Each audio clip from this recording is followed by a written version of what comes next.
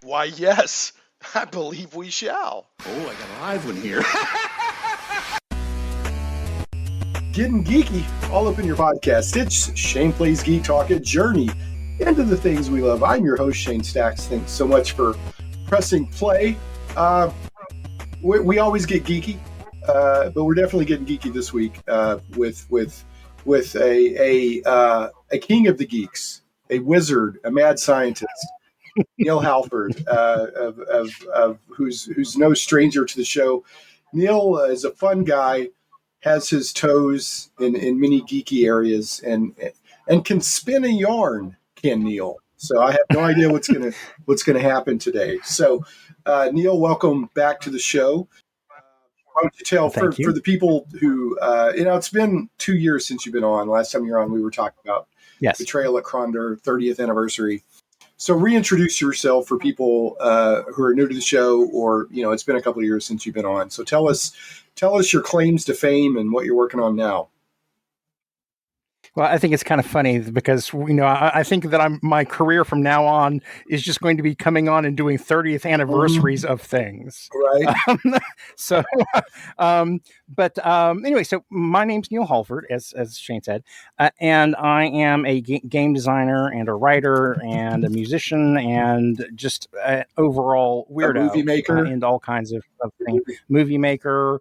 And, I love collecting like local ghost stories. So just a whole plethora of kind of geeky hobbies. I've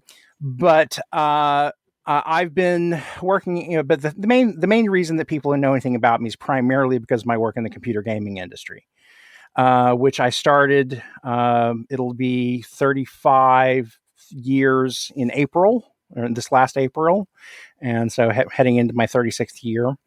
And my first job in the computer gaming industry was a little company called New World Computing. And that's where I kicked off doing some work there with John Van Caneghem, who was the creator of the Might and Magic franchise. While I was there, I worked briefly on Might and Magic 3, but my main thing there is I did a game called Planet's Edge, and we'll talk about that a little bit maybe in a bit maybe.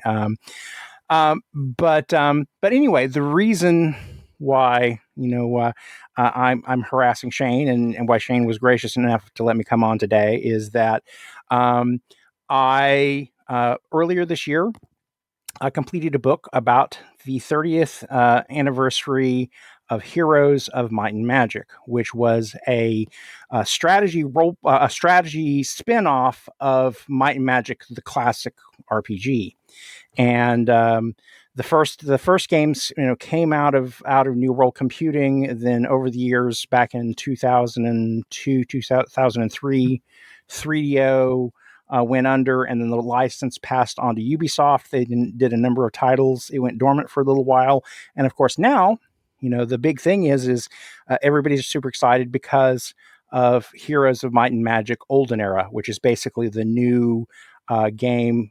Honestly, I haven't had a chance to play it, but it looks super sexy. I know the demo's out on Steam, and I have to say it probably is the one that looks the closest to the classic original versions that came. I mean, it's updated graphics and all that, but it's the one I think experience wise and just vibe wise, I think is the one that comes closest. But anyway, so why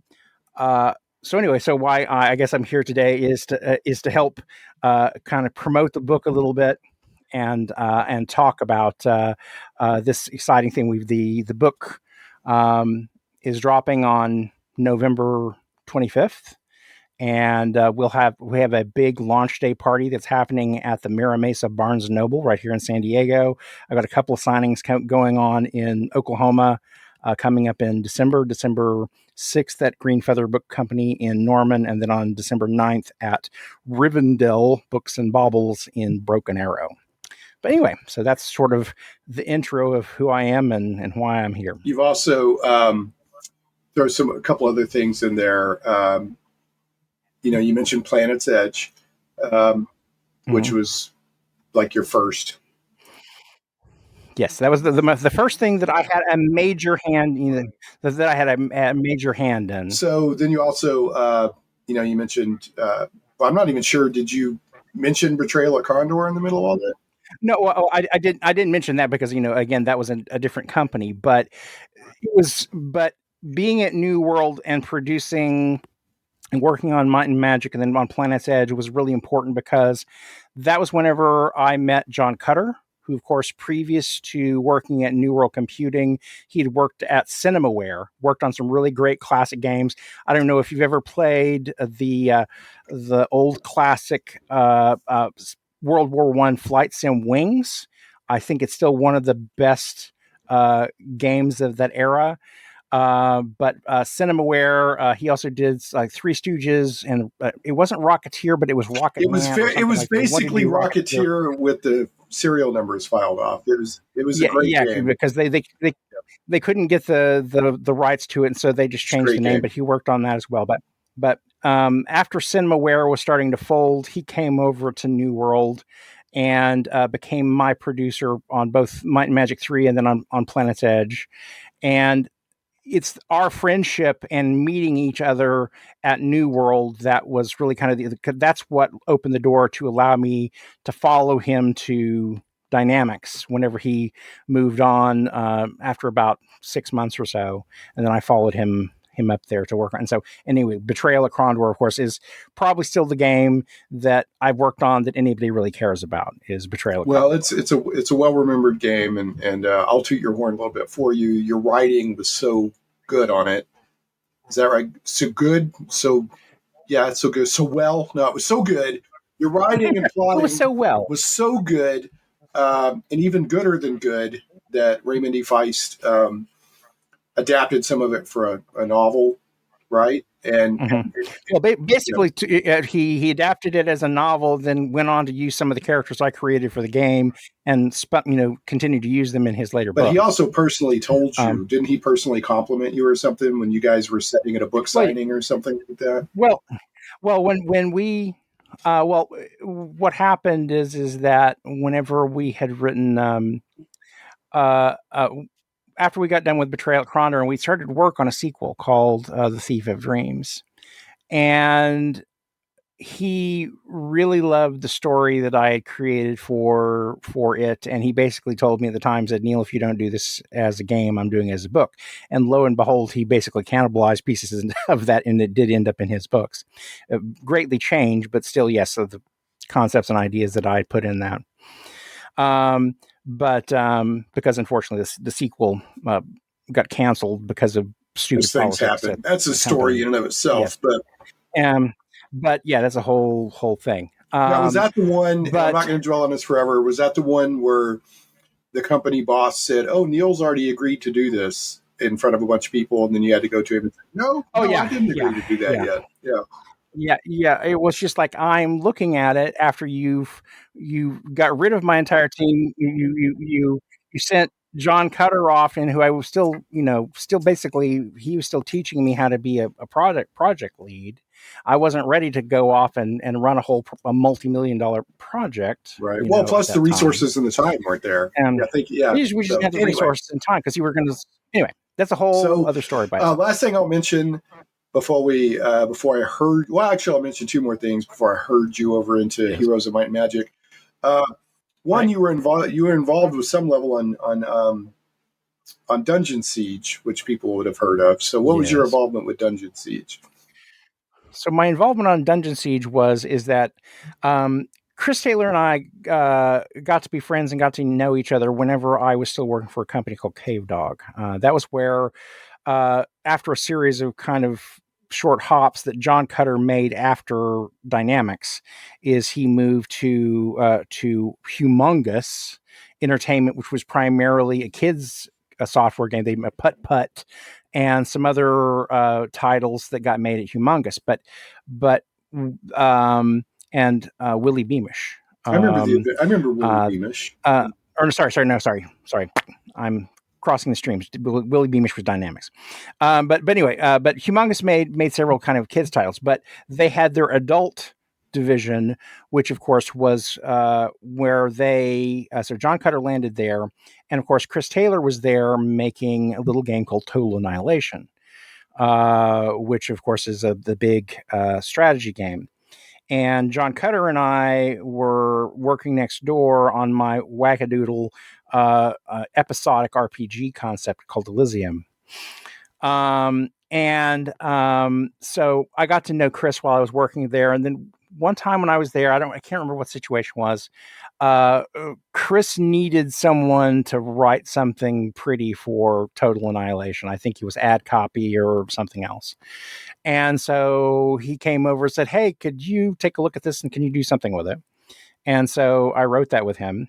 And so then later on, after Chris, skipped town, because basically Cave Dog had seven titles under development. They released Total Annihilation, did extremely well. Then the guy, Ron Gilbert, who of course was the guy who gave us Monkey Island. This was after Monkey Island, but he said, we're going to do 7 new titles. And Elysium was going to be one of those. Amen. The Awakening was another. A Black and White. Then there was going to be a Total Annihilation 2, and then a Total Annihilation Kingdoms and whatever. It was a huge stable. And of course, the frustrating thing about it is that there was some of the most amazing stable of talent I have ever seen under one roof at Cave Dog. And unfortunately, it was just they were a victim of trying to do too much too fast. That's a lot of games. And it's a lot of games, and they had done very well off of Total Annihilation, but going from 1 to we're going to release 7 in the next 2 years. That's crazy. It was just nuts.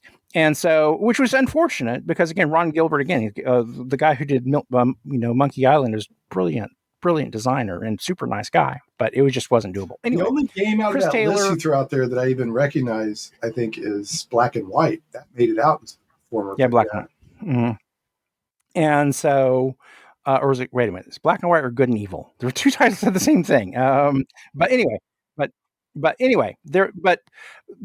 So it wouldn't have been Black and White because the game that was being made at Cave Dog never shipped. Everything else, started collapsing and they were starting to cancel them. But it was a case of it's really too late. We can't save the company. It's going under because we hired all these people. We got all these projects in development and we don't have hope of getting any of them out the door now because we've run out of budget.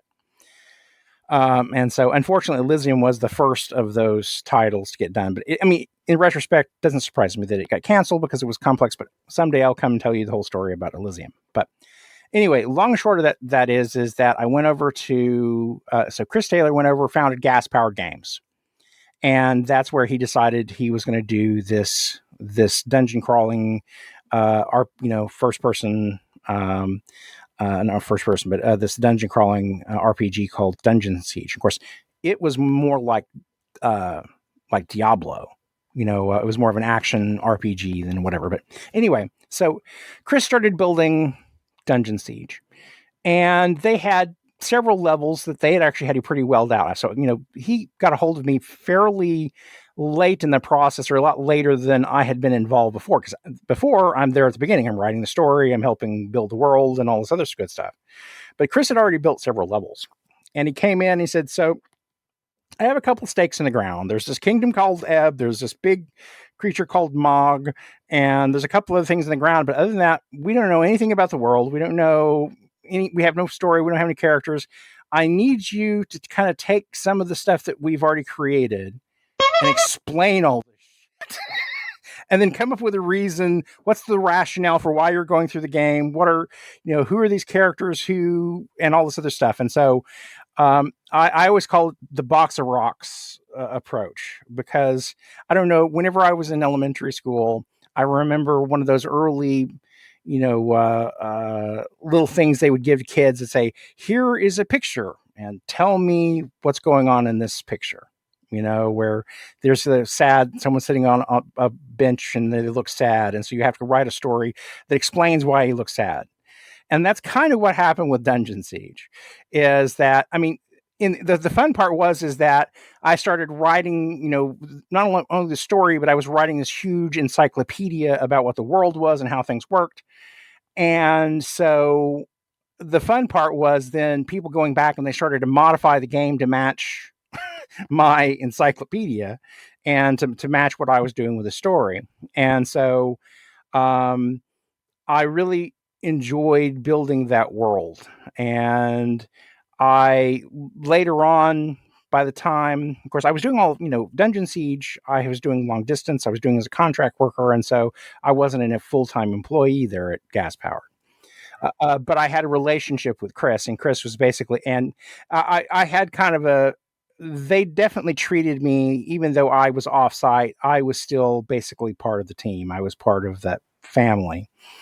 And so by the time they got around to doing Dungeon Siege 2, I had a job as a lead full-time lead designer down here at a company in San Diego. And so I wasn't available to do Dungeon Siege 2. I was invited, but I said, I'm already in the middle of designing Lords of EverQuest right now.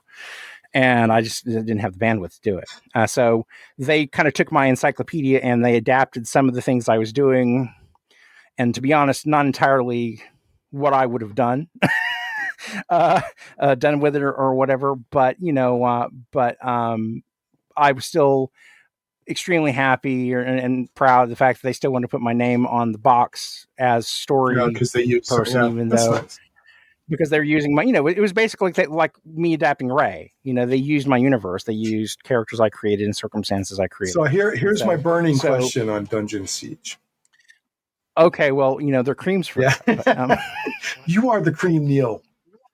Well, let's not pursue that. Let's not pursue that word picture, mind picture. Who came up with the incredibly compelling and evocative name of Farmer for the protagonist? Farmer was not my idea. That was a case of, there was the big thing that was going on in game design at the time and you still have a lot of narrative people who say that. You said, it's much more compelling if you know nothing about the main character. I kind of subscribe to that a little bit. And I said, if you are, it kind of depends on what kind of game you're making. If you're making I'm rolling up a new character, right, and it really is your character start to finish, then I kind of get that. If you are like Betrayal at Krondor, I hand you some characters. You are playing a role, the role that that comes with the game. Right. But the thing about it is a character that has absolutely no connections, no relationship, no anything to the rest of the world feels artificial. That makes no sense. And of course, understandably, the nice thing about the character that has amnesia, or the character who is Farmer, the advantage is that all information is new to the player. Everything. So if it's kind of new to the characters, it's new to the player, and so it makes sense. Well, as Farmer Bob, this is how things work in this universe. For a gaming conceit, that makes sense. Why am I explaining all this? Why it's like the old thing of Kirk and Spock standing in the transporter room. It doesn't make sense. Well, as Spock, a transporter works by breaking you down into your component. That's the genius of the Doctor. Always whoever's Doctor Who at the moment, always having a companion, because he gets to explain everything constantly to the fan. But let me back up a little bit on Farmer. So the first time I heard that, I was like, what a stupid name, Farmer. But let me tell you why I've kind of come around to it a little bit. One, it sets immediately, you understand this guy's out of his depth. He's a farmer. Yes. And here he is, sieging a dungeon. Two, I think that now an argument can be made for both sides, fully fleshed out characters versus basically cardboard cutouts. So in comic books, there's a psychology there that we engage with comic books differently than any other medium because the brain has to fill in more. Okay, and there's a whole discussion there that I'm not going to get into right now, but and a lot of the power of comic books is actually the white space in between panels, because your brain is having to engage and fill in what's happening in between. But it could also be how realistic is the art versus how how cartoonish is the art. But anyway, the point is you have to engage more.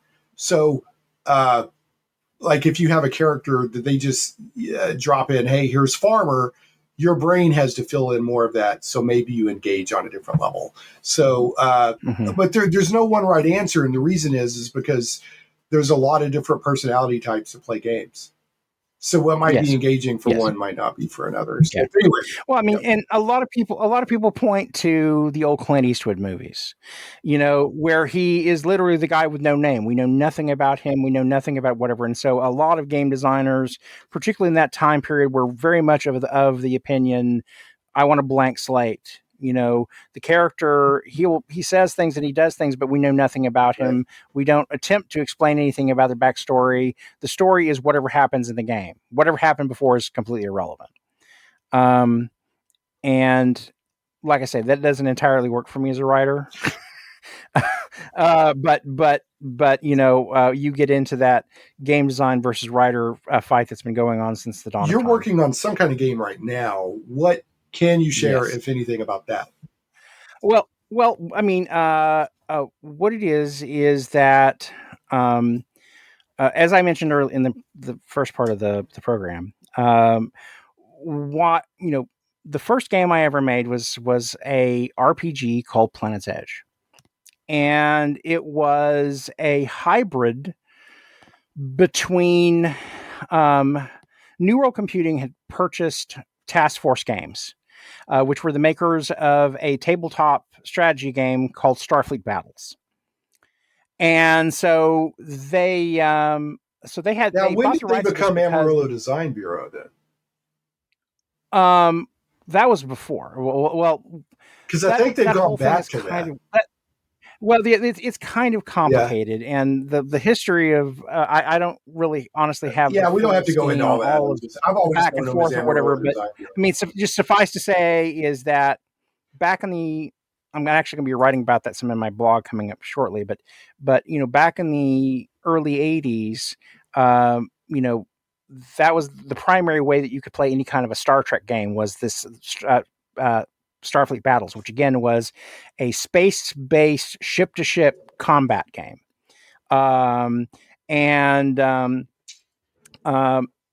Average game was about 8 hours. It was very tactical, and it was very tactical. Yeah, it's still out there. They're still going strong, and it's still out. They're still out there, and it's still going. And of course, if you've played the game Starfleet Command, that was based on that is essentially a computerized version of Starfleet. But I quibble with it because they made it real time, and Starfleet Battles is a turn-based phase. Is a turn-based, and of course a lot of accounting. A lot of accounting. It's going to appeal to a certain personality type. Just leave it at that. It is very, very fiddly. I actually did a show. I'll put it in the show notes. A guy named Bill Barsh from Pacesetter Games came on a year or two ago and gave us the lowdown on Starfleet Battles. So he's really good at it. But we had some of the top Starfleet Battles players in the country that were at New World Computing, because after they had purchased Task Force Games, and they bought it to get Starfleet Battles because they wanted to make a Star Trek game. They had tried to go out and make, and actually that story, this actually is actually a nice segue into Heroes of Might and Magic, because New World wanted to make a Star Trek game. We're told by Paramount we can't do it because the rights to all games belong to Simon & Schuster. And so they said, but Starfleet Battles at least has, has some rights to Star Trek. Okay, so they had rights to like ships, but they didn't have right to characters, and there was certain IP. Like you couldn't use Kirk, but you could have an Enterprise type Constitution class. You could have you could have the Enterprise, and Paramount had not, and this is one of those interesting things. Paramount had not thought to license NCC 1707 and 701. They hadn't. So there's a lot of other stuff about the ships and all the stuff that came from Jeffries and from Franz Joseph designs and all of the stuff that showed up in the Star Trek technical manual back in the day for those hardcore I love Trekkies. this technical manual. The technical manual is because awesome. the technical manual was done so long ago. Like when it shows you the cross section of like the tricorders, it's literally got capacitors and stuff. Yes. It's like yes. So, Mhm. but I love that stuff. But anyway, Yes. Starfleet Battles is an interesting mix of ships and races. Like they'll say Klingon, but you can't use characters and storylines. And like they have, and they also are, because of the animated series, they've got Zinti in it. And so that's Larry Niven's, universe that's kind of mixed in there too. And so, but anyway, so they bought it as a backdoor way to try to do Star Trek. They were hoping to do kind of an end run around it, but ultimately they weren't able to do it. But anyway, when I got to New World, was after they'd purchased, the rights to Starfleet Battles, and the license was basically just sitting there. And but John Van Canningen was probably the top Starfleet Battles player in the country. They called him Top Phaser. And so he was Top Phaser, and so he would win all of these tournaments and such. But anyway, so John had this idea off to the side, and so that when I first got in, I was helping clean up their version of Tunnels and Trolls, because they bought the rights to it, but they had a company in Japan called StarCraft, not anything to do with the company, the name of the game by Blizzard. Totally, it was just the name of the company that was in Japan. They adapted Tunnels and Trolls, turned it into an RPG, sent it back to the United States. I had to translate their sort of pidgin English version of it into readable English for the American release of Tunnels and Trolls. It was you translated all your base are belong to us and some stuff. Basically into something. One of the lines I always said that kind of jumped out at me is like sudden boat turn turtle, and I go, what the hell does this mean? But after I'd worked on Tunnels and Trolls, the first thing they put me on after that, of course, was working on Might and Magic 3, because it was early days. They were still figuring out what, they needed someone to figure out what the overall plot was going to be. And so I'm the one that kind of pitched the idea. Well, there are these islands, and there's a ship and it's underground, and all the islands actually lead to the underground ship that's under the water. And that was the basic thing about Isles of Terra. And so I worked on it for a little while, but they wanted me to work on Might and Magic 3 and Planet's Edge at the same time. And the only thing about it for me is like, I am brand new at this. I mean, literally thrown off the boat or thrown into the water, swim, you're a game designer now, and trying to work on two things simultaneously. And then part of it was like, as you go, well, Might and Magic is John Van Canningen's thing. He created this world, he created this universe, all the previous games. At the end of the day, this is John's game. And while I could learn a lot while doing it, I wouldn't have nearly as much freedom to do whatever the hell I wanted. And I hadn't played, I played a little bit of Might and Magic 1 whenever I got hired, but I hadn't played both the games, so I didn't. And unlike with Ray's work and some other things, there wasn't this huge document that explained what everything was. We had hint manuals, but the hint manuals that were done at the time were not lore documents. There were, go in here, kill the guy, take the orb, give it to the goat, right.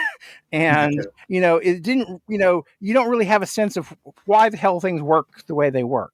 And so I could have spent months having to play those games, to really figure out what the story was. And so John wasn't a writer. John didn't even particularly care that much about writers, I'll be honest. Story was not a big thing for John. And it's something that when I was talking to Paul Ratner, who was one of the writers, he was in testing whenever I first got to New World, but he moved up and became one of the writers and one of the designers on the Heroes franchise. Is Paul and I were kind of bemoaning the fact that John would come in and say, yeah, I just want you to write some text spew. Just something. It's just something, you go here, something that gives you some reason for why you're going to go and do X, Y, or Z. The game told you and The game told you to do it, and so make it sound pretty, and so so Now, hold on. I want to make don't get me sure wrong. that we're, because you are a yarn spinner, 100 A plus, and I enjoy all of this, but I just want to make sure that you're taking us back to what game you're working on now. Okay. Yes. So anyway, so all that being said, so they had the rights to Starfleet Battles, and so like I said, I was working on Might and Magic 3, and we also had the other one. I said I want to go over and work on this other game because it was completely a blank slate. The only thing is that I think whenever they started, they say, well, it's going to be in two halves. There's going to be a space game that's a fly around in space game strategy based game, and then you will have some away adventures. You'll beam down and stuff will happen. And so they came to me and they asked what I was saying. I said, of course, I'm a huge Trekkie. That's part of the reason I got in the door was I'm a huge Trekkie. My best friend, Kenneth Mayfield, had been an artist on Starfleet Battles, which is why I got to the company in the first place. And so the opportunity to come in and basically they're saying and I'm going, so it's basically Star Trek with all the serial numbers filed off of it. And so beyond that, John Van Canning had no stakes in the ground on it whatsoever. Are we talking about Planet's Edge? It was basically, this is Planet's Edge. This is for Planet's Edge. It didn't have the name yet, but so it's Starfleet Battles for the space portion of it, and then there would be a ground-based thing. Of course, we talked about, well, is it Might and Magic? Well, no. And we're saying it's going to be something that's like an Ultima, top-down, isometric, style exploration. But beyond that, nothing in the ground. And I was working with Eric Hyman, who had just finished working on Nuclear War, which was an adaptation of the old Flying Buffalo card game. And so we had this relationship with Flying Buffalo because Tunnels and Trolls and Nuclear War had both been Flying Buffalo games, which we were adapting into computer games. Anyway, so I walked in the door and I said, I went into John Van Canningham office and I said, I can't do both of these things, particularly since I'm just still wet behind the ears. This is way too much for me to do. And honestly, I feel like I have less that I can probably do meaningfully for Might and Magic 3 because I really need to have more grounding in Might and Magic 1 and Might and Magic 2. It would take months for me to get there. And I would rather work on this one thing where I can throw myself at it 100%. And also, too, I can't make any mistakes because we haven't done one before. And so, or at least in terms of no mistakes in terms of lore or figuring it out. And so basically he said, I have the opportunity. And so we just kind of divvied things up and Eric was going to be in charge of all the space based stuff and figuring out how that all that was going to work. And of course he was technically the lead designer on that. But I said, I'm going to take over all of ground exploration, all of the RPG part of this RPG. And I want to be in charge of that. And so he said, sure, you go for it. And so I went off and I started doing all the design for Planet's Edge. And so lots and lots of hours with graph paper and just figuring it. And so at this point, I'm just saying, okay, I am now a dungeon master, except I'm in space. And how do I make this work? I know nothing about designing a game from the ground up in terms of doing a computer game. And so I'm just sitting down and trying to work out, how do I take, a pen and paper role-playing experience and turn it into this? And how do I take Star Trek and kind of, put it in this new box? And the advantage of which is I determine what the size and shape of that box is going to be. And so I said, okay, well, if you're in space is divided up into these sectors. We'll have 8 sectors. Each sector has its own storyline. They're all kind of connected, but also each planet you beam down to is basically a self-contained episode of Star Trek. It was very episodic. Every planet you beam down, you have something you had to do, and bang, you'd wrap up pretty much the whole storyline on the planet whenever you left. And so I went into the conference room and I remember drawing this big grid on there and I said, okay, here's here's each sector. And I said, here are the episodes that I'm putting in each sector. And I was sometimes I just had titles. And I said, okay, here's this really evocative sounding title. I will create a storyline that fits that title. I did this huge grid in the conference room, and people just kind of come in and just kind of look at it kind of astonished because they hadn't approached anything in the company like that before. And we're leading with a story.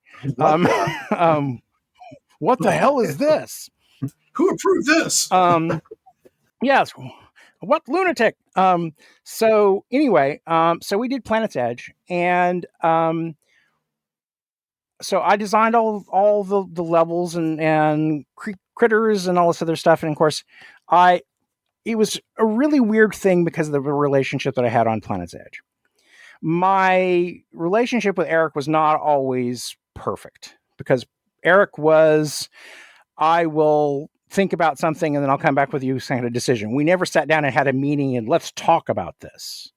There was basically myself and then Kenneth Mayfield, who was the main artist, and then myself, and all of us were basically working in silos. We would pass things back and forth, and then things either would happen or they would not happen, but there wouldn't be much discussion about what's going to happen or how it's going to happen. And so, anyway, but I designed this game, and then I got done with all the design, and we started kind of implementation on it, but I wasn't actually there for it being finished. Because I got the offer to go work at Dynamics. So you fell off the edge of the planet. Job offer.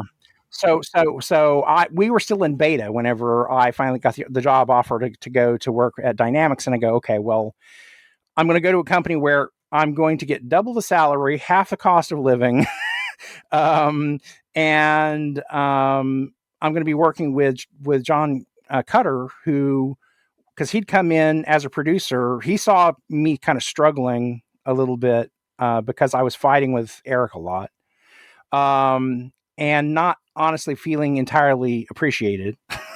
And that had nothing to do with John Van Canegum. It had more to do with just some of the other kind of company culture.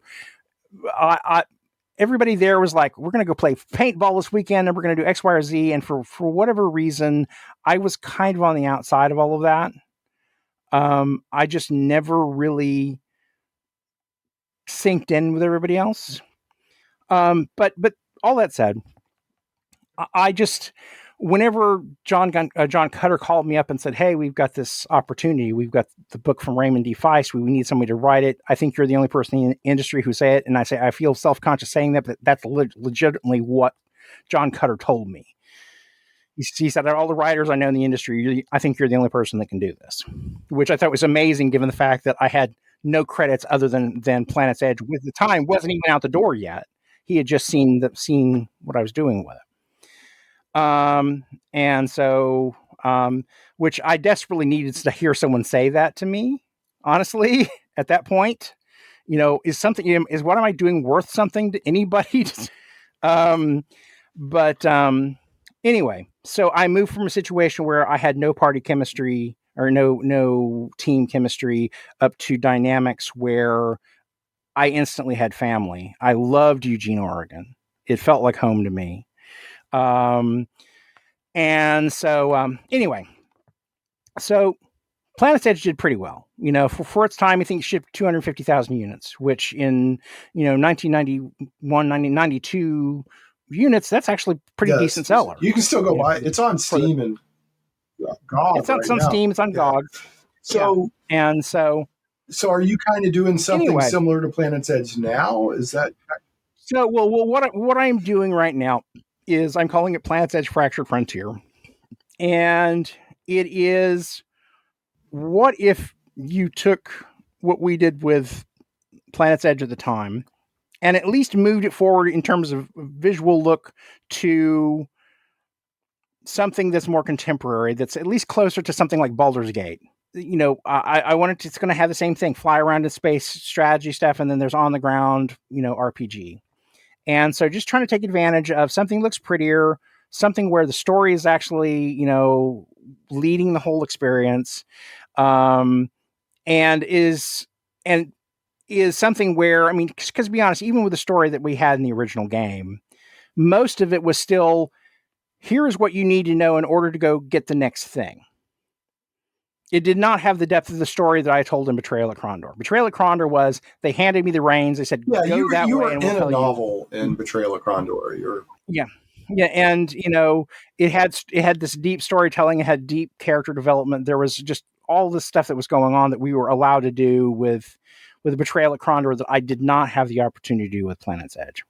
And honestly, I was young enough that I was never writer. I didn't even really appreciate what what was going on when I did that first game. I was still thinking of it as dungeon master in some respects.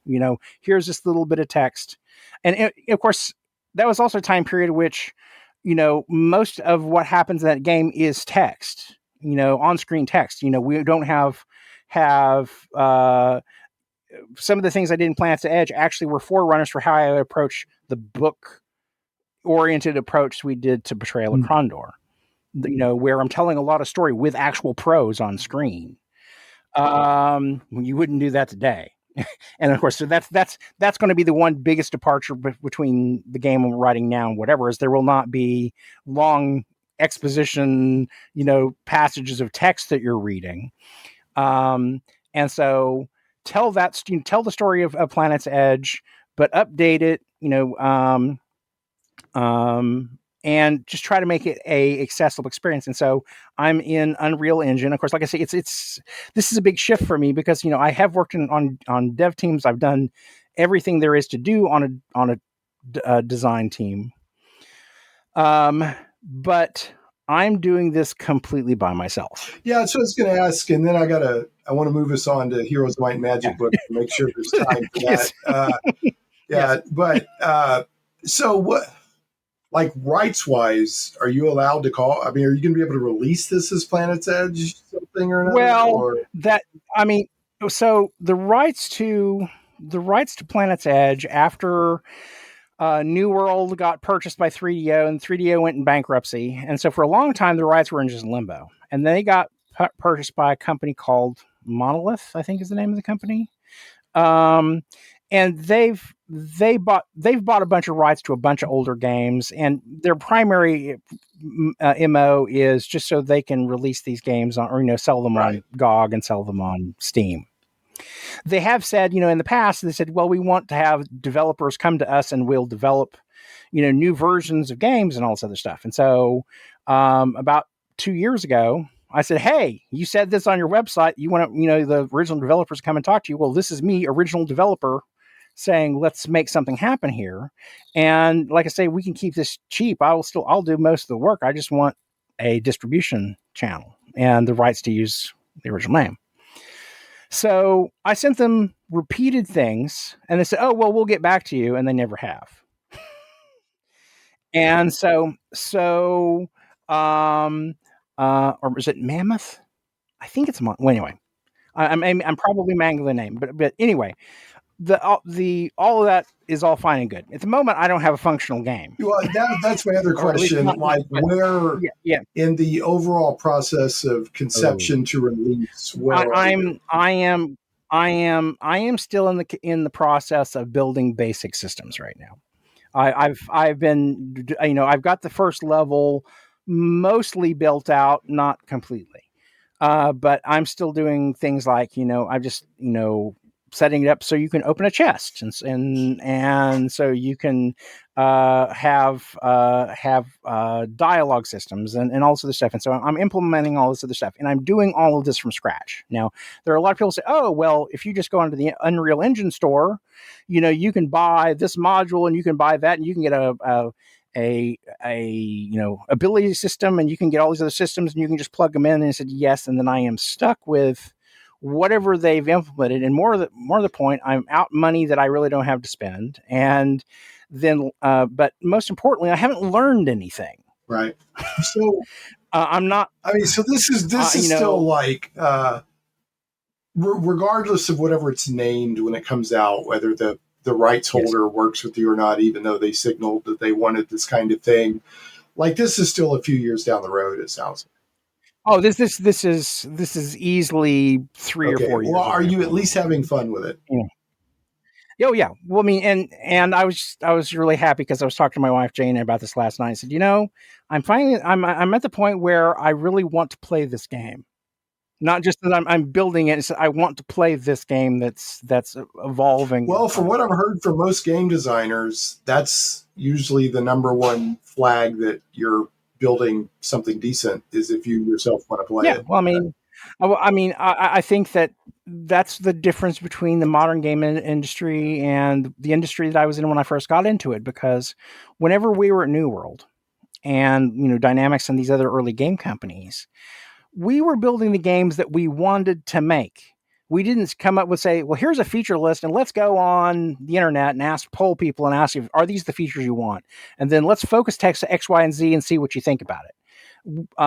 We weren't building, it definitely was, this idea was not games as a service. We were building something to entertain ourselves. And because we knew I am the demographic that I'm trying to reach.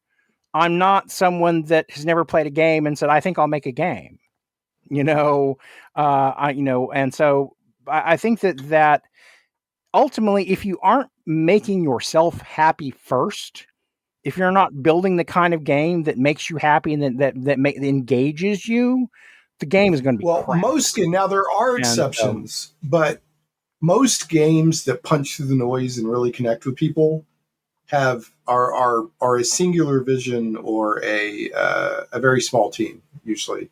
Now there are exceptions, right? Like you don't put a game like Skyrim out without a decent sized team, and Skyrim has connected with people, but usually, especially like in the current indie game scene, or the smaller the team, the smaller the vision, usually it'll punch through. Well, I think the main thing is that whenever you're on it, because I've been on, like, say, Planet's Edge. We were primarily a team of three, an artist, a programmer, and a writer designer, and going from that then to Betrayal at Krondor, there are about 35, 40 of us in the team, and of course, and on that there's 6 or 7 of us that are the core of that particular team.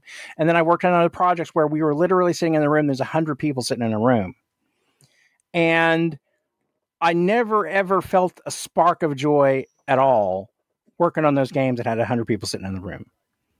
I just, and it's just like, here's meetings. Let's talk about X, Y, or Z. Let's whatever. There's not a drop of freaking passion in those projects.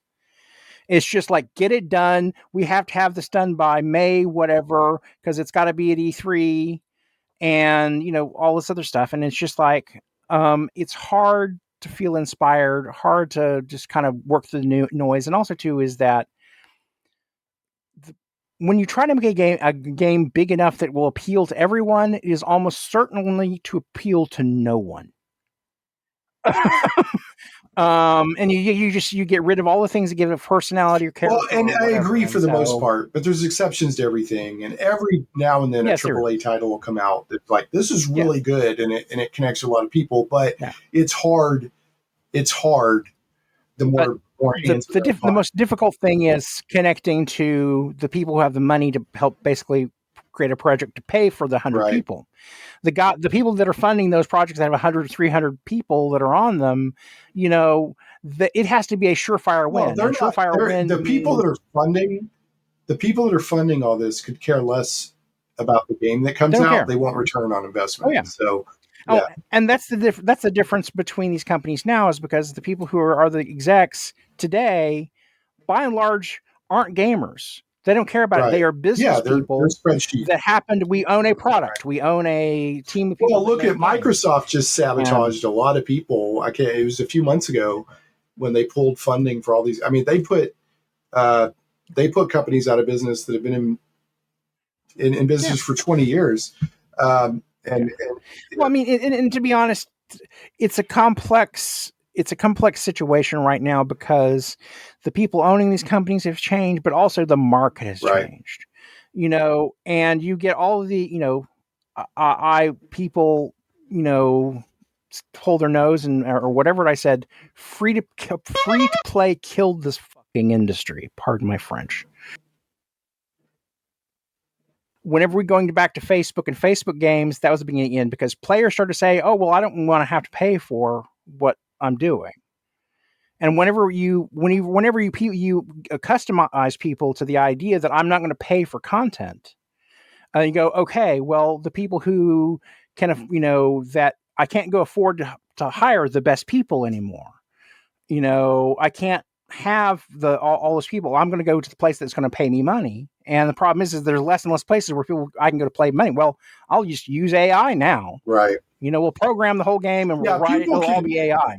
Executives or whatever can make all the noises they want about we're not going to use AI. They're totally going to use AI because they can use it for free, essentially. Now they'll make all the noises they want, so they're not offending whoever, but they'll slip it in. They'll slip in use of AI wherever they can because it affects the bottom line. Anyway, all right, I got to move this forward, man. Anyway, yes. So ostensibly, and that was good stuff, but ostensibly we're here to talk about your book, which comes out at the end of November, Heroes of Might and Magic, 30th anniversary.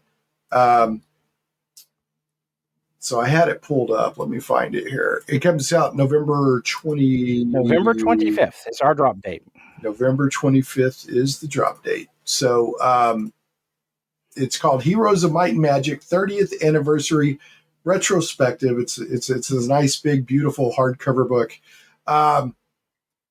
So I'll read a little bit of the blurb on Amazon, the official marketing blurb, and then I'll let you add to it.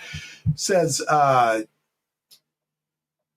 when New World Computing released the original Heroes of Might and Magic in 1995, so we're talking 30 years ago, of course, because it's the 30th anniversary retrospective, players were elated to take control of bold heroes who led vast armies composed of creatures from modest peasants to fearsome black dragons. In the decades that followed, the games have only become more ambitious, featuring thrilling narratives, unforgettable art, and iconic gameplay. Now readers can learn the secrets behind the development of each main game in a definitive turn-based strategy series through never-before-seen art, documentation, and interviews with key members of the creative teams. So you wrote this book. I mean, you're the sole author credit on this. So you were involved earlier back in the day. So, okay. So the one thing that I try to make sure people understand with all of this is the fact that I did not work on a single Heroes of Might and Magic title. I did briefly work on Might and Magic 3, which of course was the RPG that this was spun out of. Right. But the reason they came and dug me up to write this all began whenever Julien Peru, who was the guy who gave us, he worked on Heroes 6 and primarily on Hero 7, and he was pretty much the guy behind Might and Magic 10. He pretty much, passion project, really given no resources, go do this thing. And so, because there hasn't been an official new iteration of Might and Magic since but before that, for 10 years. Yeah, it's 2015. Julien. You had Might and Magic Heroes. They changed the title slightly to Might and Magic Heroes. Yes. And while they... Go ahead. Mm-hmm. Yes. Yeah. So, but anyway, so Julien Peru approached me, and so he said they actually asked me, the folks at Ubisoft asked me if I would write it because Julien is probably there are two people that are probably come the closest to being sort of the brainchild of knowing everything about the franchise, past, present, and future, and that's Julien Peru. The problem is the person that comes next closest is a fellow named Erwan Le Breton, who was in charge of the development of Heroes, of all the lore, really, for Heroes 5, 6, and 7. But anyway, so Julien, they asked Julien if he'd be interested in writing. He says, I'm too busy or whatever. And he called me and he said, I think that you should write this book because, all of the people that were involved in the early phases of its development. Even though you didn't work on it yourself, you were at New World Computing. You were there whenever New World was still a new company when it was developing. And I think that you would be the best person to do that. And of course, from my standpoint, it says, I absolutely want to be be the person to write this book, because I want to make sure that part of the story of Heroes of Might and Magic, you cannot separate Heroes of Might and Magic from the birth of New World Computing, and you cannot separate it from John Van Caneghem and Might and Magic. And I said, John was the guy who gave me my first break. It took me from somebody who, I had no programming background. I didn't, I made games, but as a dungeon master kind of experience before that. He took a chance on this, dumb kid just straight out of the University of Oklahoma, who had a degree in radio, television, and film production. Not in computer background, not in some of the other things that might be more practical, but he took a chance on me and said, sure, I'll give you a job and throw you in the deep end of the water and let you figure this out. And I wanted to make sure that this book was written with respect for New World Computing. It was written with respect with John Van Caneghem and the things he did, and several of the other people that I worked with. And interestingly enough, is that even though I did not work with on Heroes, that right shortly after Heroes 4 came out, Mark Caldwell, who is the vice president of New World Computing, he was employee number 2 at New World Computing. He left New World and founded a company called Rapid Eye Entertainment, which is where I went to go work with him and several members of my team that when we were working on Lords of EverQuest, surprise, surprise, were people who had worked on Heroes 4 and worked also on the PlayStation version, which was Dragon Shard or Dragon Bone, Dragon Staff, the Dragon Bone Staff. And of course, my first does that have any relation to the Dragonbone Chair book? Or is that just a complete coincidence? It's Dragonbone Staff. No, totally different things. No Tad Williams involved in the making of,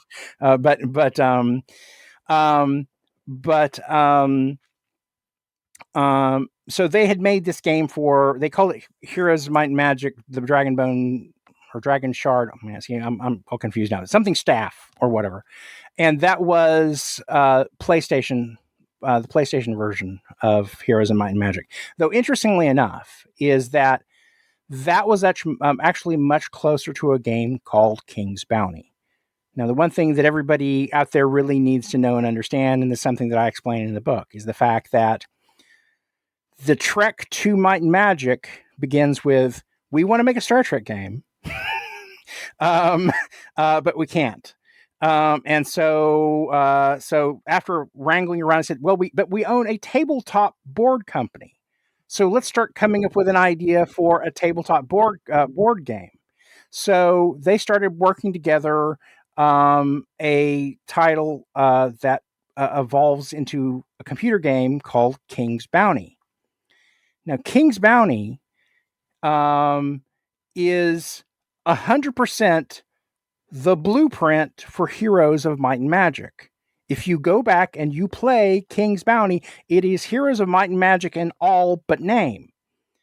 The only reason we have Heroes of Might and Magic is that later on, they released King's Bounty. It did okay, but it wasn't a huge seller. But Might and Magic still was a very, very good seller. So whenever John Van Caneghem went to his distributors and said, we want to make King's Bounty 2, the distributors say, we might buy a few units of that, or we're not that interested. And he said, but whenever you have your next Might and Magic, come and talk to us, because we definitely want to buy a lot of units. So John Van Caneghem went back, talked to his marketing people, talked to his team at New World, and they said, let's just stick the Might and Magic name on King's Bounty, change the name. It'll be Heroes of Might and Magic. So they took it back to distributors. Same game, different name. Bang, they went crazy for it and bought crap loads of units. Interesting. Well, yeah, I was seeing that, like, when they release collections of Heroes of Might and Magic, they often just throw Heroes Bounty in. So, King's Bounty. But to be clear, and I think people have caught this by now, Heroes of Might and Magic is a turn-based strategy game. Yes. Might and Magic is a fantasy computer RPG. Yes. Blobber. Right. So, and there's been just why would anybody even want this book? Since it's been out for 30 years, the game has like rabid fans. And it's sold. So, well, actually, first let's look at how many different ones there's been. I had that pulled up a second ago. So, starting in 1995 through 2015, so there's 20 years worth.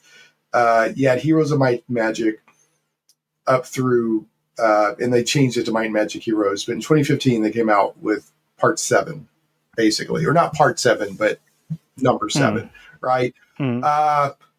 And then 10 years later, they just come out with this Heroes of Might and Magic, the Olden Era, which you say very much captures the flavor of the original. It feels like if we did Might and Magic 3 and we went back and we gave it brand new graphics, right? And they've done a lot of other stuff too. And also too is that whenever they first developed even though their multiplayer was included with earlier versions of Might and Magic, the internet was still such a new thing, and trying to come up with true turn-based stuff with, just because of latency and all these other multiplayer issues, is harder than people realize. It was very hard to kind of develop. And also too is just they were very kind of half-hearted about their development of multiplayer in the New World era. Well, they didn't know that was where it was all going, right? I mean, that was they know. Yeah, there were not these huge. The crazy thing that happens is after Heroes of Might and Magic 3 came out, and the thing I keep on it that really messes with me is that in Ubisoft and all of them call the series Heroes Might and Magic. They won't necessarily say Heroes; they'll say Might and Magic. Because that's what Might and Magic is. And so it's very, very, at times it's like, okay, I got to rewire my brain, because whenever you say Might and Magic, you're talking about Heroes of Might and Magic and not the old RPG that this came from. And the Might and Magic RPG series has been no slouch either. It keeps going. So, it has a lot of people, but we haven't seen a new Might and Magic since Might and Magic 10. Right. That's been a while. That's been 20. It's been a while. It's 15, 16, it was 17. 10 years more, something like that. But anyway, the funny thing about it is that after Heroes 3 came out, Heroes 4 came out, what they never really saw was the idea that this was going to turn into a tournament game with huge numbers of people playing. Are we talking about esports level tournament, or like we're talking about esports level? Okay. In Europe, particularly Eastern Europe, Poland, Russia, all these places like that, it has a status as like StarCraft does in Japan. Well, I heard you on an interview, I think it was with Matt Barton, maybe, where like, I think in Poland, like they take the music and play it in orchestras and stuff like that. Yeah. There are the Heroes Orchestra. There's Daniel, I can't pronounce his last name, but Albelti. Yeah. Anyway, the head of this orchestra over there, he was a student that just come out of college. He contacted Paul Romero, who was the composer, and he was trying to find out, can I have copies of the scores for these things? And Paul Romero just sat down at a piano and wrote them with Rob King, who was the other, musician sound guy associated with Heroes series. And ironically, Paul and Rob King are the only two people to have worked on every single iteration of the title. Oh, yeah. Of every single Heroes game from the New World era up through Olden era, they are the only people to have contributed to every single official title. They've even wrote a song for one of the big community. Was it Horn? I think maybe Horn of the Abyss. I think they did, or whatever. I wrote about it in the book. But anyway, so to kind of answer the little question, kind of going back to something you said a minute ago, why would anybody want this book? Yeah, tell us what's in the book. What is it? So what is in this book? So if you're, this is not a book. If you want to open up and I'm looking for hints on how to defeat, this particular character, that's a hint book. That's something entirely different. This is a story about, I said the story of this book is about the heroes of Heroes and Might and Magic. I tell you the stories about how the hell did each one of these games develop? What were the big problems that they were trying to solve? What was the big, because every time they do a new one, and this is something that when you've worked on a franchise for a while, is that whenever you're working on a new game, you say, what's going to make this game new and different from the last game, but not depart so far from the original game? It's something fundamentally different. Which that's a hard line to, That is a very, if you put a new version out, and they're like, no, this is the same as the last one, Exactly. But if you change it up too much, people are like, you've murdered my childhood. This isn't the same game anymore. Yes. There are a whole legions of people that whenever Ubisoft took over, oh my God, you've murdered the franchise. You've done all these terrible things with it. And every game franchise and every deals with us along the way is that, particularly once you have made a mark, is that people get used to a certain kind of a play experience, or a certain storyline, or whatever it is that appeals to the particular whatever. Once you've done that, it becomes extremely difficult to contribute to that without either altering whatever came before or changing what people perceive that you have changed. So we can talk about Star Trek, we can talk about Doctor Who, we can talk to you about Marvel, we can go through all of these lists and say, but the problem that you have as a person that's making it says, well, I want people to buy new games. And so I can't just go out there and put new wheels on the same car. People aren't going to keep on buying it. They have no reason to keep on buying it if it's exactly the same thing, but different. And so you've got to introduce something new. And then you also have the problem of, generational things. My Star Trek is not my kid's Star Trek. It's not going to be their kids' Star Trek. Every people that are developing it has to come up with something that's going to appeal to the wants and the needs of the current market. And it's difficult, because I watch, new Star Trek and I go, oh man, I just, I don't like what they're doing with X, Y, or Z. They're breaking continuity, and say, okay, some things you go, okay, yes, the ship is way the hell more technologically advanced than the Enterprise, even though we're doing Pike and the folks with Strange New Worlds. That Enterprise is way the hell more technological. That doesn't bother me anywhere near as much as stuff as Tone does. Tone is very, and fundamentally changing how characters are. The Spock on Strange New Worlds is not our classic, stoic Spock from the original series. But at the end of the day, said the filmmakers are not making that for me, because as far as they're concerned, I don't have any money, or I'm not going to spend my money on this. They're trying to get a new generation of people that will buy stuff and make it for their kids and watch their kids. And I get both sides of that argument. But anyway, so the same issue that they were facing whenever we were working on Heroes of Might and Magic. Of course, it's been 10 years now since Hero 7 and, of course, Old Era. One of the big things that came up during after they released the new set of games at Ubisoft, starting with 5, was they said the market has changed.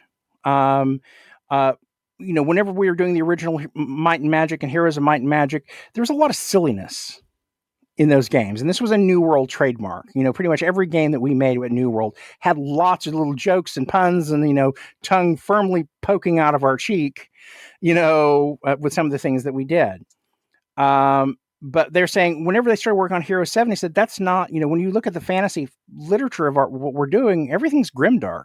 It's Game of Thrones. It's all this other stuff. And he said, we're going to reset the narrative universe, which of course pissed off tons of people. He said, you got rid of Enroth. You got rid of all this other stuff. How dare you, blah, blah, blah. And so they really spent all of Heroes 5, 6, and 7 complaining to Ubisoft. He said, we want the original universe back, and Julien Peru, who was an uber fan of the original series, kept on trying to do things where he would kind of slip this one thing in here, one notion here that were at least nods back at the original universe. And by the end of that era, Erwan Le Breton, who was the person who was sort of the great lore keeper, is the one that eventually said, Julien said, you know what, you can do it, you can get away with it, just don't get us in trouble. Get them in trouble. No, I don't. And but the interesting thing about it is that, without necessarily descending to the level of soap opera, I've told this story in such a way, it really is an epic story, and you see these teams as they're creative, the new things they're trying to innovate. I talk about the evolution of the industry. This is as much a story about the evolution of the computer gaming industry seen through the lens of the development of Heroes as it is about the development of each title.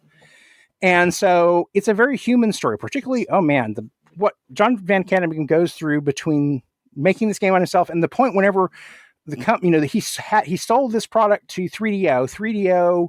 3DO, dies. It's going bankrupt. And so, he wants to sell the license off to Ubisoft or to whoever will buy it, so that he can keep the studio, can keep developing. It goes on, but unfortunately, the head of 3DO doesn't want to do that. It's basically, we had to sell everything or nothing. Well, it's nothing, and they end up going bankrupt. And just the pathos that he went through, watching basically everything he spent the last, 15 years building gone. And I told a lot of stories about just the creative, struggles between the teams. And I think that there's a lot of human drama. Sure. Yeah. In this book. So let me ask you real quick, how many people did you get to interview for this book? Probably about 50. Wow. And that's spread across the entire era. That is spread across that is between from John Van Caneghem all the way through the new team. Would you say it's sort of half memorabilia as far as like screenshots and this and that, and half like director's commentary, like really good, deep director's commentary? That I would say so. There's lots of pictures, particularly as we get later on. I mean, I told them because this is being produced by Dark Horse, and so Dark Horse is best known for big graphic novels and things like that. But I told them, I said the first half of this book is going to be ugly, because it's all pixel art. It's going to be small, and in the early phase of New World, it wasn't like there were tons of even concept sketches laying around. This was literally what you saw on screen. That was the concept art, and so there were no design there wasn't like what made it to the screen was the like, yeah, that'll work. Throw it in there. I mean, wasn't. Again, it was the New World approach to doing things. We were all seat of the pants. We were literally all writing stuff on the backs of napkins or something on a whiteboard, and that was the extent of documentation at the time. And so, which is fine whenever you have a small team. You can't get away with it with a large team. But anyway, but I think that the way you're describing is probably a really good way to describe it. Is a lot of this is very much sort of director's commentary on what were we thinking, what went right, what went wrong, and but at the same time is I'm just kind of talking about some of the drama that these people went through, because particularly when we get to the Ubisoft era, I mean, development on Heroes 6. The company they were working for in Hungary went bankrupt while they were working on the game with Ubisoft. There was all of the stuff that happened with back and forth because the development team is in Hungary, the creative team is in Paris, and there's just, it's amazing, and it's also too the fun part is. I also have stories written from the perspective of people that were players, and once we get to the Ubisoft era, is you have all these people that started off as young players who became developers because of Heroes of Might and Magic, and so you see sort of origin stories It's like, well, I started off and I was a 12-year-old kid playing the game, and I started using the level editor and playing heroes, and I wanted to develop more stuff. And so lo and behold, I develop my skills with that. I send it in, I get a job, and now I'm making Heroes of Might and Magic. And so we talk about the modding community. We talk about and again, so like we talk about, I have a great interview with Matus from the Heroes Orchestra, and talking about how that developed and how that happened. And so it's really a hell of a story. Kind of watching this thing as it goes along and it evolves over the years. And so I think that it is more of a story than most people might imagine. Well, it sounds like, so here's what's interesting to me. One of the things I want to point out, there's a lot of people out there that are just into the history of the video game industry, right? Yeah. So even if somebody's never even played Heroes of Might and Magic, this sounds like a really good book, just if you're into that kind of how did the sausage get made, and how did we go from individuals to small companies to large international companies, and getting even down to the most fascinating thing is that in some respects we've come full circle. The team at Unfrozen, who are the guys that made Heroes of Might and Magic Olden Era, they're a completely distributed company. They have no brick and mortar offices. And so they might as well be indie developers without an official publisher out there. But it's built by a bunch of people that are extremely passionate about the game. And so you've got, the one guy that's in Romania and one guy that's in England, somebody that's in Japan, and they're all building this game together on the internet. And so, but like I say, it's kind of funny because it's full circle, because we're back to John Van Canegum building his apartment as a student at UCLA.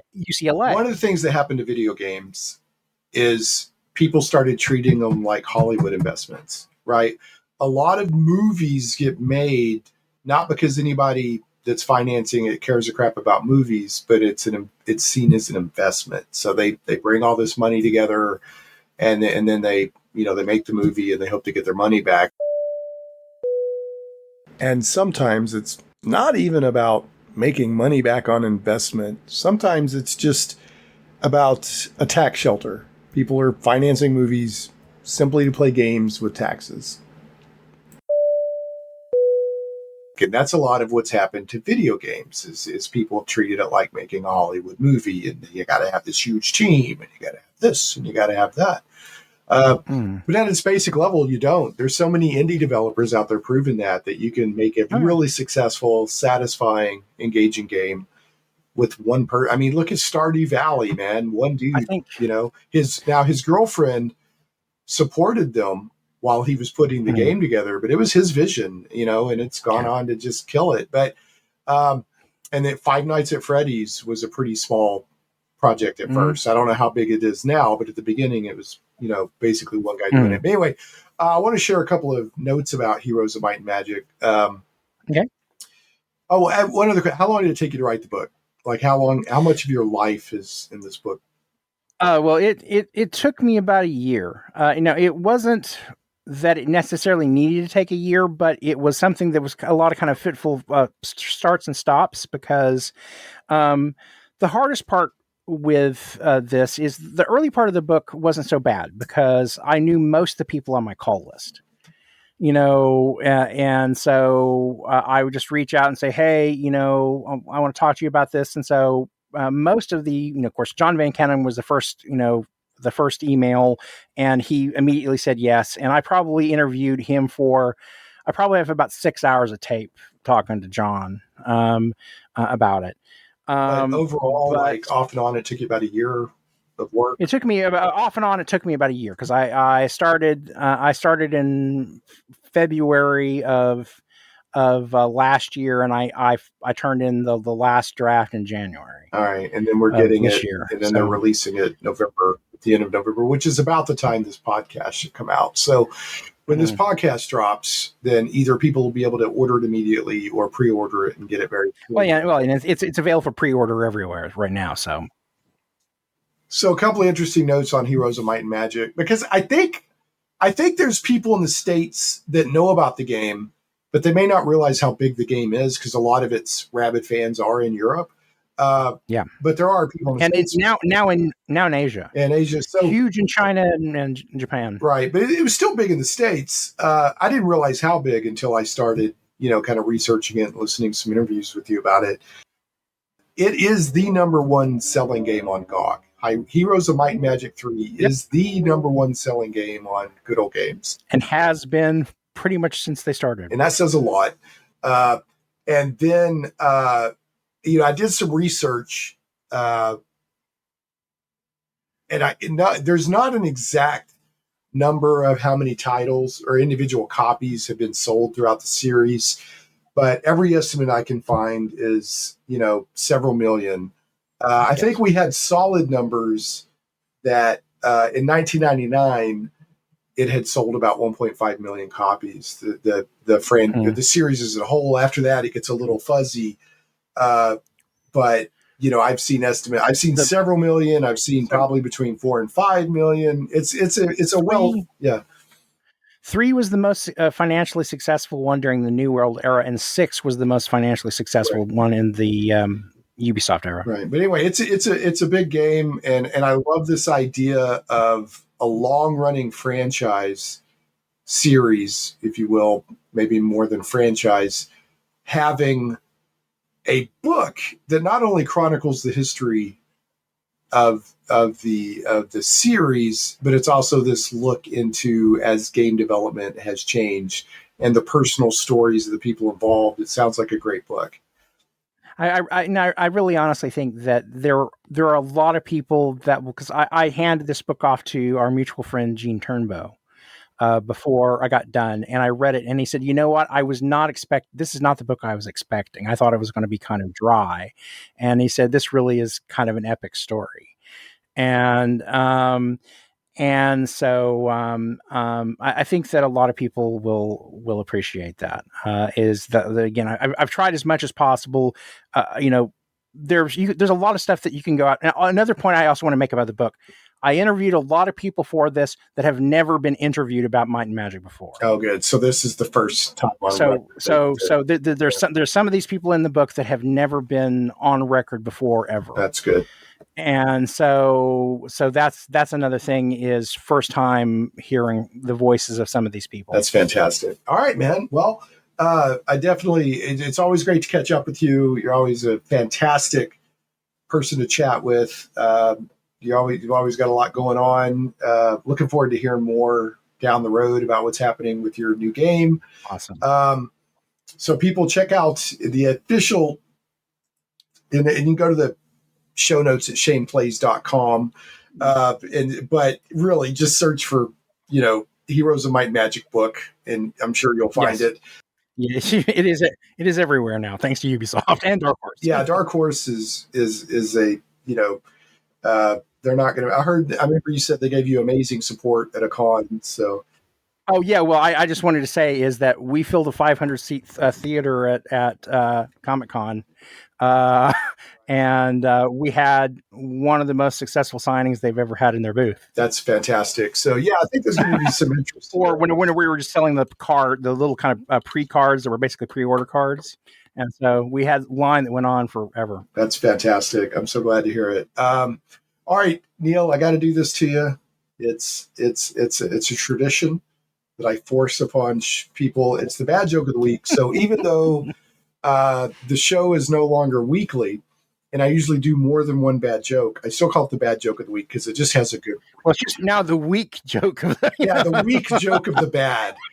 So, Mm-hmm. All right, are you ready?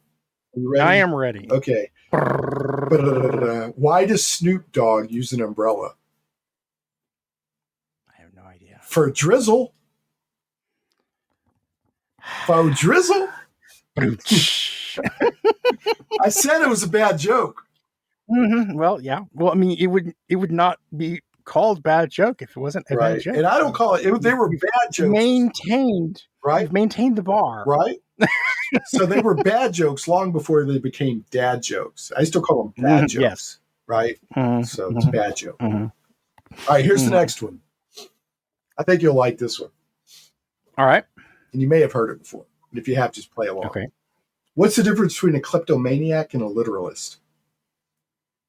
Oh, I don't know. I do know. But the literalist takes things literally. The kleptomaniac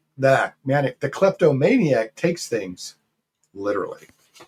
Yes. So, yes. Yes, sir. There you go. There's bad jokes of the week. So thanks for your time, Mr. Hallford. Always a pleasure, man. Anything else that you would like to expostulate into the conversation before I wrap us up?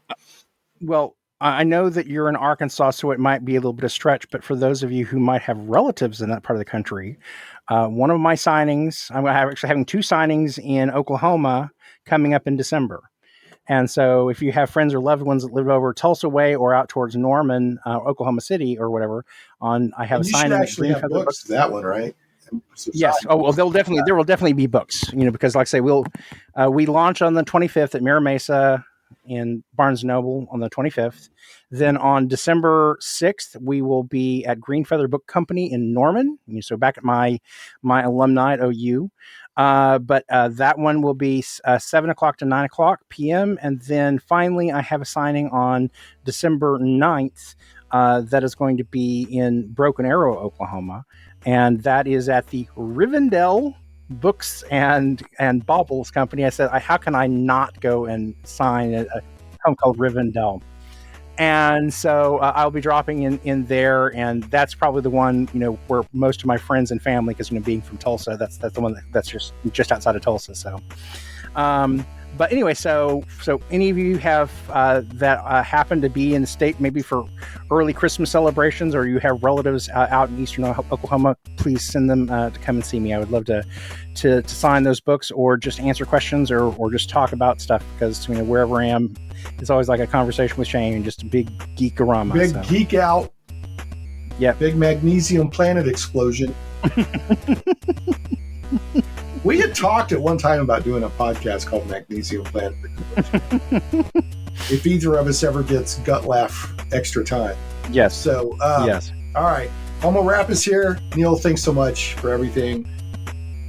I won't even say I hope the book is a success. I'll say I look forward to the book being a success. So good for you. Thank you, man. Thank you, man. And everybody else, we'll catch you next time on Shane Plays Geek Talk.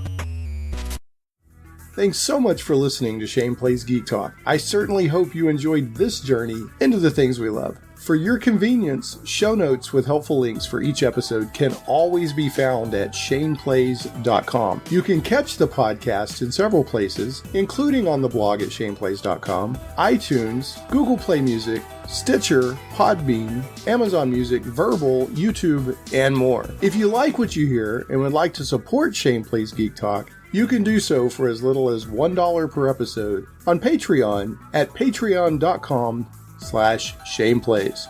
Thanks again for listening, and we'll see you next time. Stay geeky, my friends.